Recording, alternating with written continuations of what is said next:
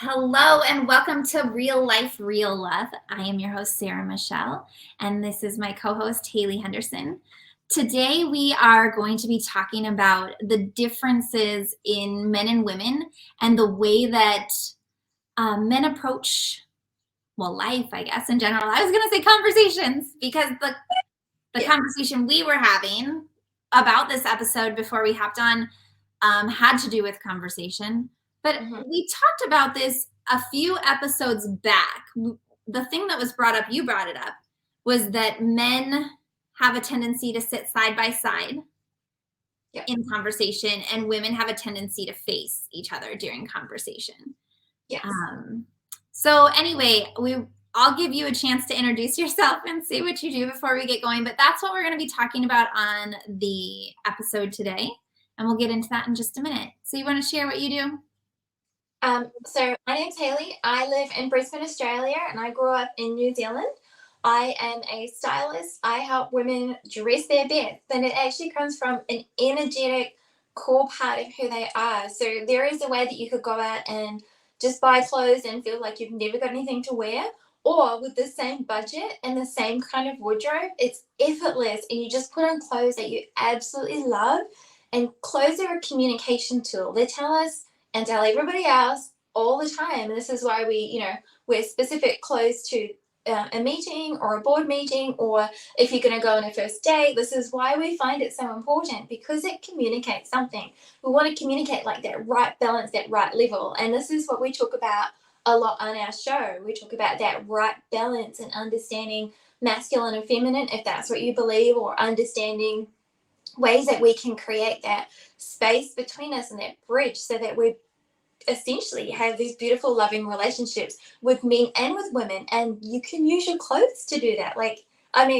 How much fun can you have? Every single day you can wear whatever you want, and it feels amazing. It communicates the right message, and your life is on fire. Like, who doesn't want that? Well, thank you. And I am a sex, love, and intimacy coach for men, women, and couples. So I tend to approach this more from the perspective of masculine and feminine energy. But I know you spent many years studying relationships yourself, and you were very interested in more of I know you covered masculine and feminine as well, but you were very interested in the chemical is the word coming to my mind. Like physical differences, like the science and stuff that was happening. And so that's a lot of what you've been bringing to the conversations lately, I think, is more of that understanding. And that's how this all came up. And when we did that episode before, we got some feedback that people were really interested in this concept of how men think and function differently. And I do think that's really important to talk about, because I know that when I was married, before I knew as much as I know now, I just expected my husband to be more like me. I didn't appreciate the differences. So since I was capable of feeling all my emotions and expressing and talking about all my emotions, I thought it was wrong of him not to. I felt like he was hiding stuff from me, and I wanted him to talk to me, and I wanted him to do all these things. And I didn't just appreciate that a man in his masculine tends to process most of it, at least on his own, internally, quietly. Mm-hmm. And that they are going to have fewer words to share about stuff like that, and that's okay. Yeah. There were lots of ways where I hurt the relationship by, trying to make him more like me, and how much my relationships have shifted since, now that I accept the differences. Like when I notice them, I self-reflect and I decide sometimes, let's say I do need them to talk more, I'm a little more direct about it. Does that make sense? So instead of just being like, you have to share with me, we're supposed to be best friends and all that sort of stuff, I'll be like, I might say something like, when you're not sharing this with me, I don't feel like I'm a part of it. I need a little bit more from you. Mm-hmm. I'm a little bit more direct about it, and I don't try to make it be this like let's hop in the bathtub and share a glass of wine and spend the next 2 hours processing this together because it's not necessarily meant to be that way. Not if you're a feminine woman calling in a masculine man. I mean, and that's what our show is about women who truly want to be in their feminine and far enough into their feminine that they're creating this polarity with a man that's far enough into his masculine. And if you've got two people that are kind of towards the middle, a little closer to neutral, it doesn't create as much polarity. Doesn't create. So the people we're talking to and the people that we are really the people that are more, I don't want to say outliers, but more towards the end of the spectrum. Yeah, you feel like you're looking at stuff and just going, I have a body, she has a body. What is she doing different?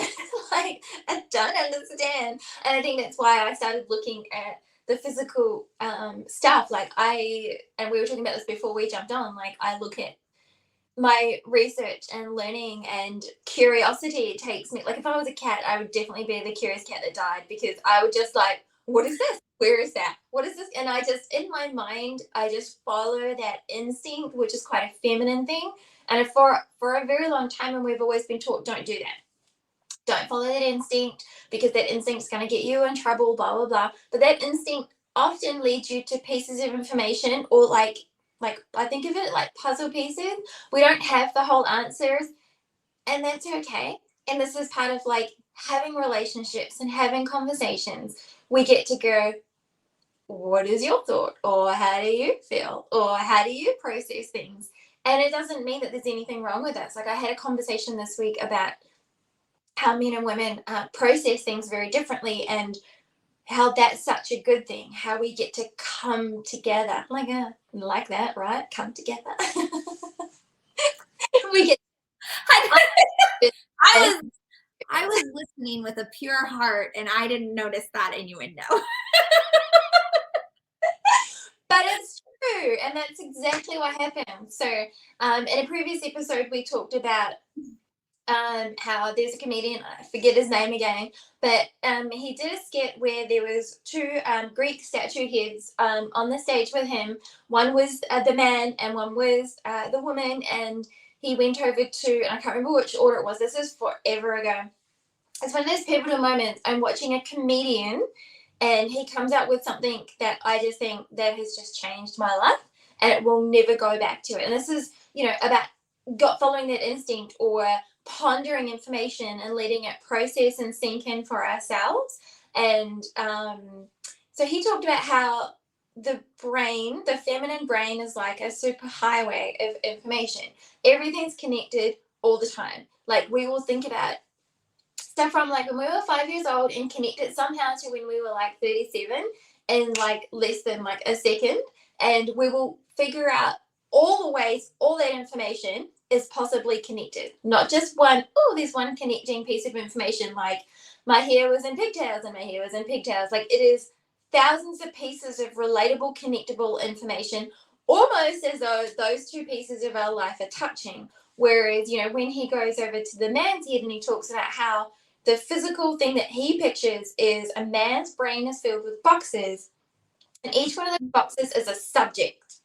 And the boxes don't touch. And that was like the most important piece to remember. The subjects don't touch. And you also cannot get access to that information unless the box is open. To get the box open, you go gently to it, pull it out from between everything, not touching the sides, not touching other subjects. Gently open the box, and then you get the content. And that'll be anything to do with go back to the example of 5 years old. So it's only going to be content to do with when he was 5 years old. You gently close the box. That's the end of that subject. And you gently put it back next to the other ones, not touching the sides, not touching the other subjects. And then that's it.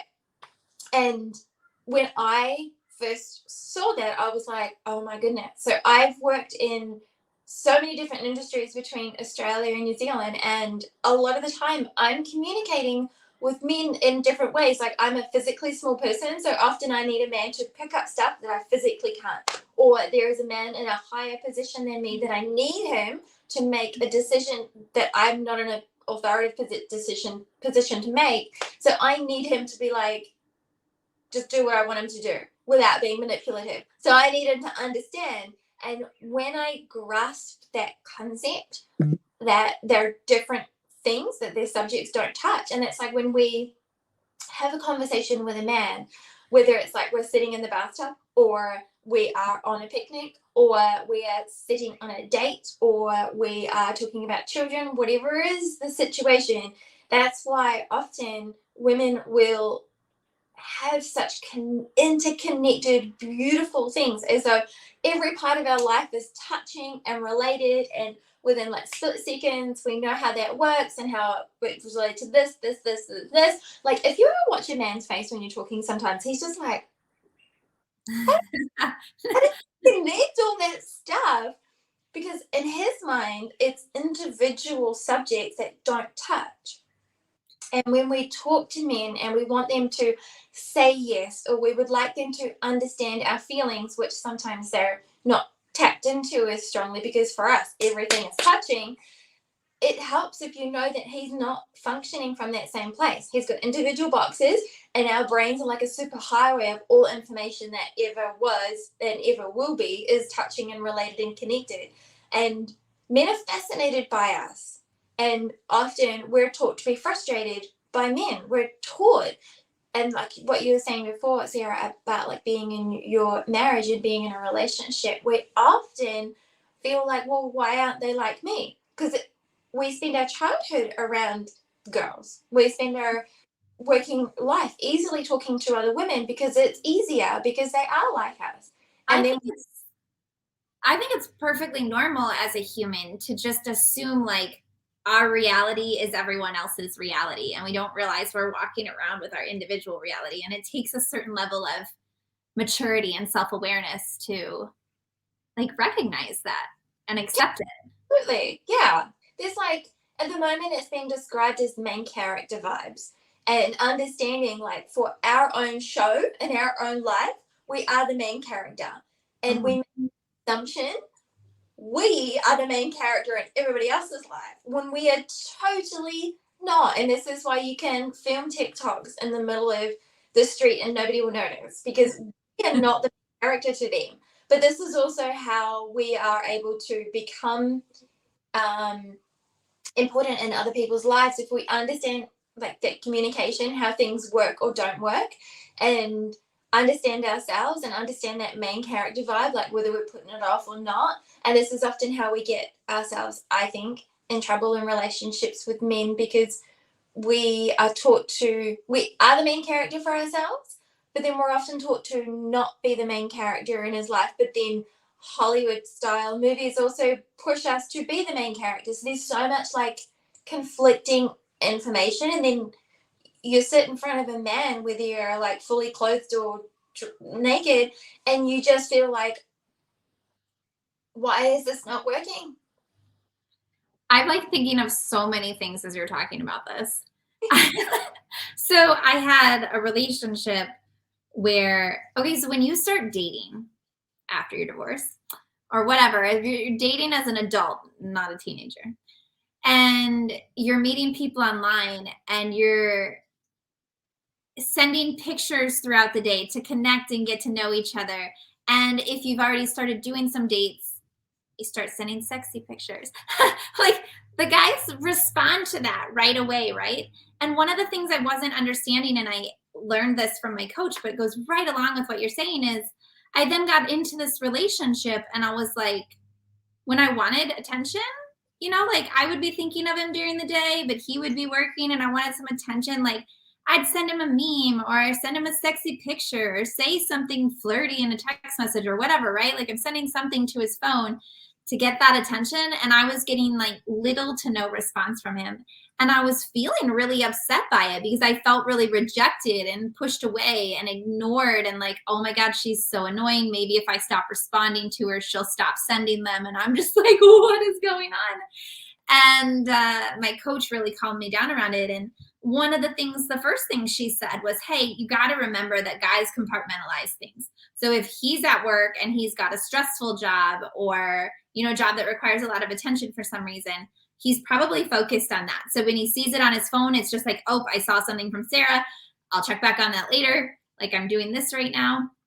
She's like, I'm sure it's not personal. But another thing, and I think this piece of advice actually came from you, was, hey, keep in mind that he's not dating you. You're in a relationship, and that's different than the guy who's trying to see if he can get you into bed.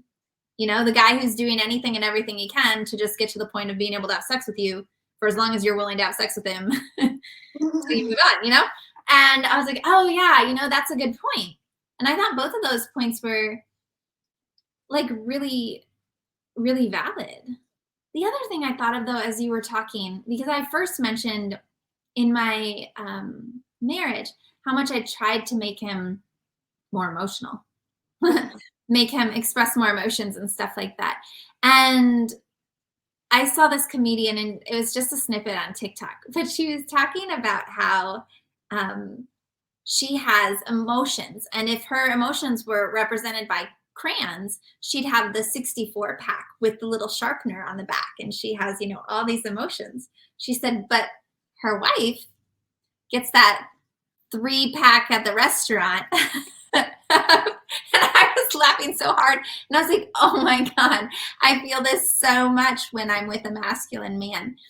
I don't think it's that they don't truly feel all of the emotions that we feel, but because they don't take as much time to express them or be in community with like we do with our friends and stuff like that, I just don't think they've developed the vocabulary for it and stuff.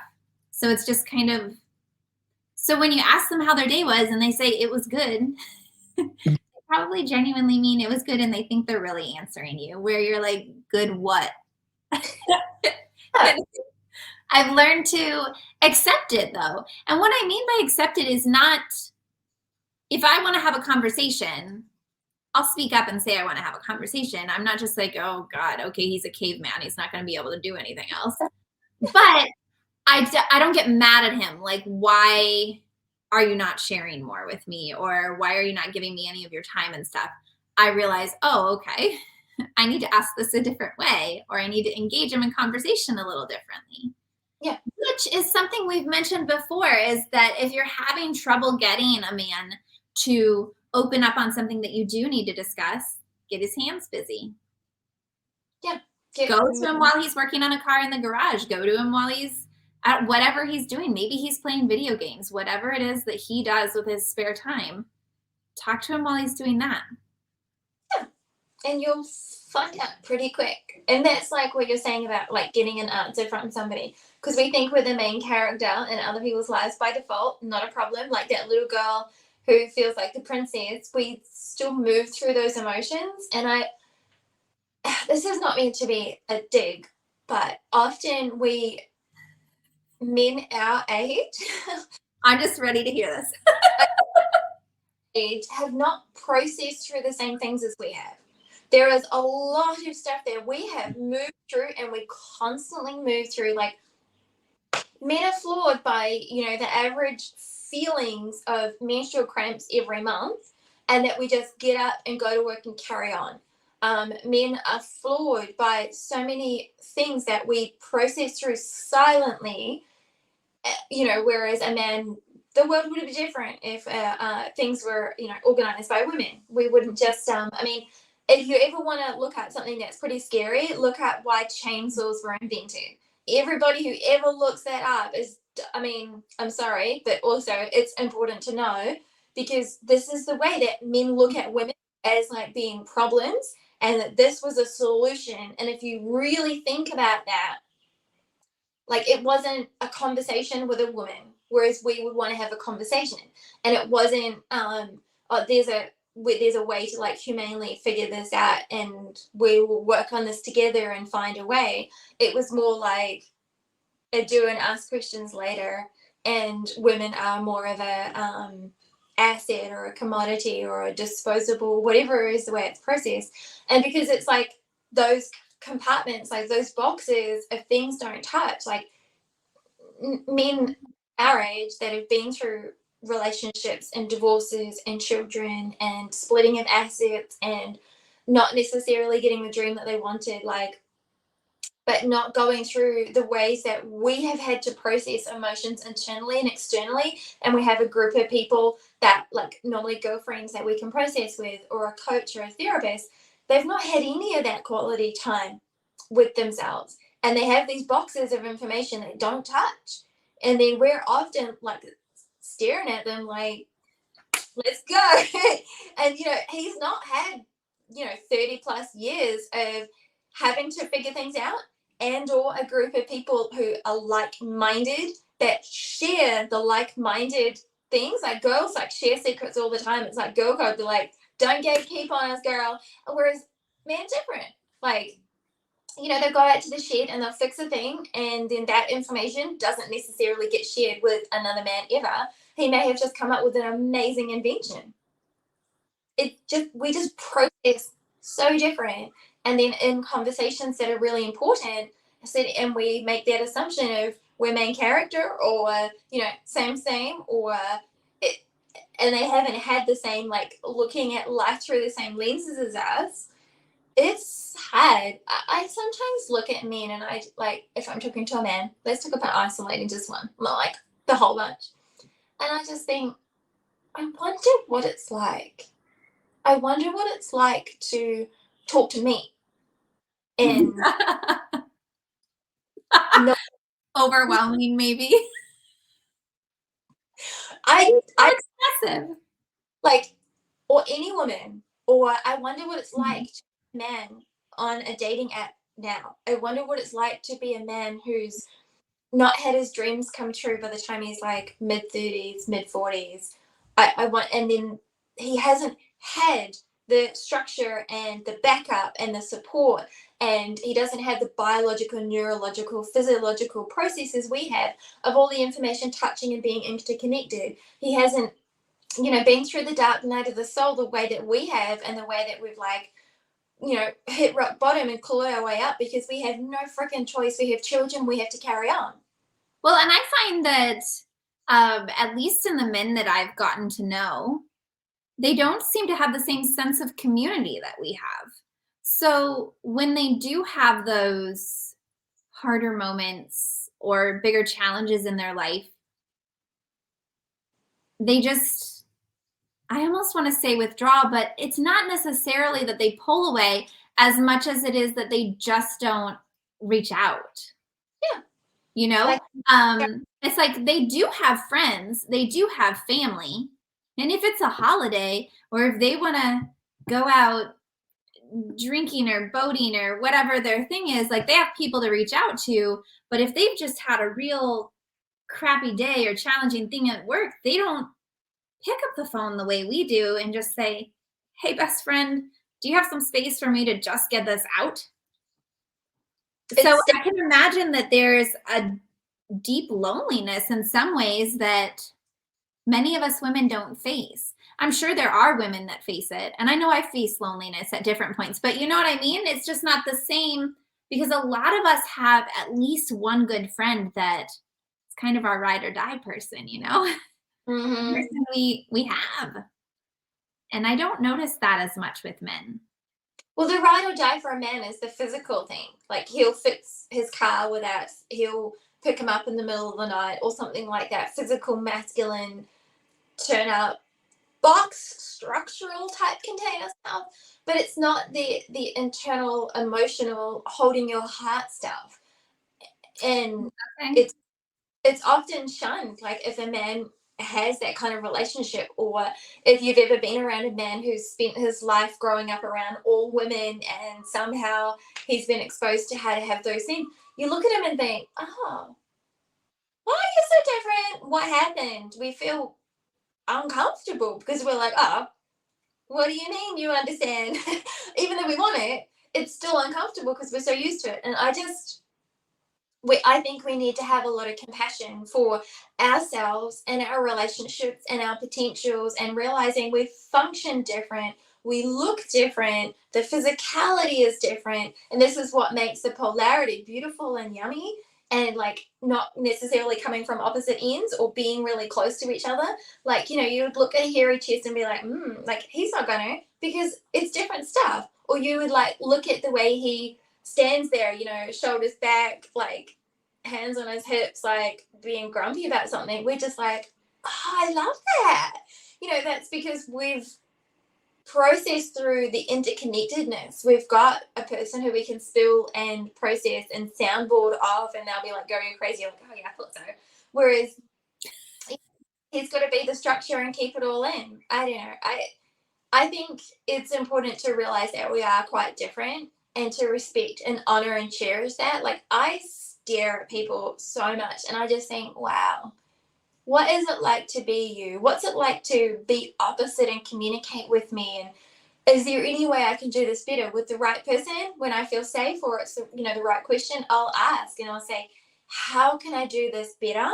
Not so that it's like full of integrity for us. And how can we, whether it's like a work conversation, whether it's with the lady at the supermarket, whether it's with a date, or like you're in a relationship with somebody, I so many times, and it's just the curious cat in me is just like, what is that? What is that look on that face? Is that real? Is that what's going on inside?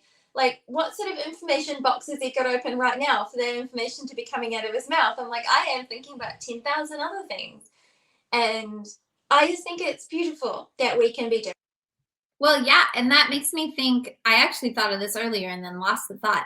But sex, when you're having sex, it's not always easy for us to turn, as women, to turn off our minds and be like, they're having sex. Whereas I think men, especially based on what you're saying, but honestly, I'm pretty sure if I said to my boyfriend, I bet when we're having sex, all you're thinking is sex, sex, sex. And he'd probably be like, yep, why? Because they seem to be able to turn everything else off. Like, it doesn't matter if they had a bad day or a good day. It doesn't matter what they have to do next. Like, they're having sex. And for me, that's harder. The more connected I am to the person, the easier it is to ground into my body and be more in my feminine and stuff. But it's just not as easy for me to flip that switch, especially if I've had the kids for the day and I've been running and doing mom stuff. It's a lot harder for me to turn that switch off and just focus on being here having sex. If the kids, especially if the kids are in the house or something like that, which obviously a ton of couples face that because most people have kids together or stepchildren or whatever, some variation of it. They have kids together. But yeah. The other thing you mentioned that I just wanted to point out was you talked about being curious and observing. And I think that that's really important. I used to get a lot of criticism saying that I was very judgmental. And I think there was a point in my life, like growing up, where I was more judgmental than I am now, but I never really understood it because I was like, man, I don't feel like I'm judging people, but why do people keep saying, why are you judging me? Which must have been a look on my face or something. I looked more into my human design and found some answers there.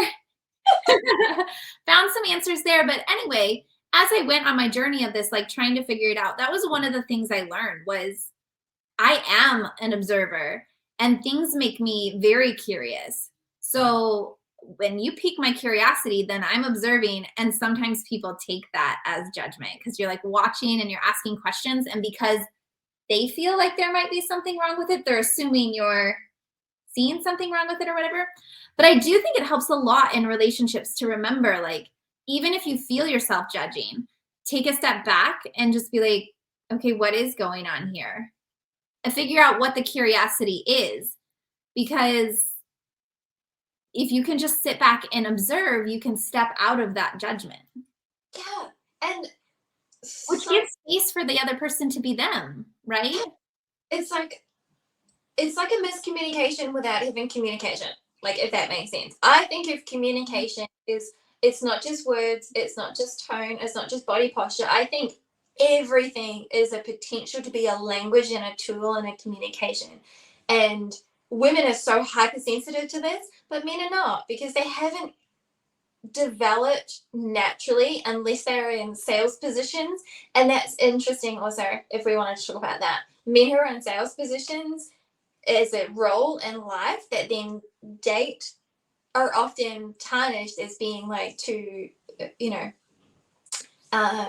good at dating. because they've got better interpersonal skills because they are used to getting a yes, or they're used to trying to figure out what women want is normally the game in dating, or what their client potentially wants. And so they communicate and function different, and they're often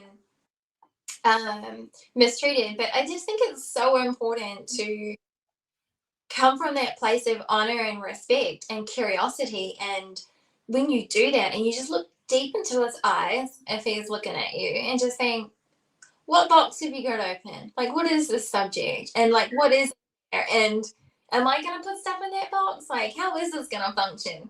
And it's nothing to do with, I think, like, if he didn't get that this subject of like Aunt Teresa isn't related to going to Italy or something, like, because we feel like that. We feel misunderstood. There was a miscommunication. We'll look at somebody and they don't, what I would call, and people say, like, between the lines. I think we need to throw that out. We need to throw out the concept of reading between the lines. I clearly communicate with every single person that I meet. I do not read between the lines. So do not assume any of that with me, because one, I've researched into stuff too much and I will think something very different to what they're thinking. But also, that's a rude assumption on your part.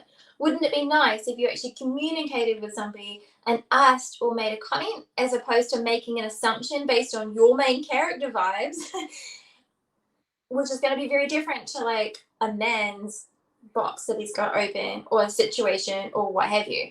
And if you don't read between the lines, if you don't make assumptions, you learn so much of that interconnected, yummy energy between the masculine and feminine, and between men and women. And a man will share with you because you're making zero assumptions, but you've also been very clear that you're making zero assumptions. And you get a chance to be like, what are we talking about? Are we talking about something different? Oh, okay, cool. And not being upset about that, because there's no, what if he has a different box open and it's like 3 stories away from the other box and he was like, well, this is it. Like, and just feeling like that's okay. It's okay to not be on the same page or in the same box, and to be curious as a woman, like, why is that subject a conversation for him inside the subject I was thinking? And just ask. Like, I don't think you can do it wrong. Like, it may not feel nice, but you won't die from that emotion if it doesn't feel nice. Yeah, I totally agree. I have learned to ask questions even when I feel silly or stupid to be asking the question. I My boyfriend recently sent me a text message. I sent something to him and it was kind of, I mean, like, it was a couple sentences, it wasn't a quick text message. And he sent back okay. And I was I just thought he was mad at me. And I was like, okay, well, Sarah, I'm talking to myself in my head. I'm like, that sometimes you guys miscommunicate through text and stuff. You're going to be seeing him later. Like, just let it go. It's not a big deal. But it was like just sitting in the back of my mind. So finally that night, like when we're falling to sleep, I'm like, were you mad at me earlier? And he's like, no, why? I was like, you said okay in response to my text message. He's like, yeah. I was like, well, that was a really short response compared to what I sent you. And I thought it meant that you were angry. Like you were saying, okay, whatever. And he's like, no. But it was nice. Like, I didn't expect him to apologize or fix it. I didn't say you have to do this differently in the future or anything, but it did calm me down because I didn't have to play my stories in my head anymore, right? I got the opportunity to ask. He answered honestly, and it was easy to drop. Anyway, thank you for the lovely conversation today, as always. For everyone watching, we would love to hear in the comments below what's been going on in your relationships, and where do you guys struggle with communication? What's going on? Is there any way that we can be helping you or sharing certain things here in one of our future episodes to help you out? And thank you all for watching. Be sure to like and subscribe to our channel. We put out a new episode every week. Thank you, and we'll see you next week.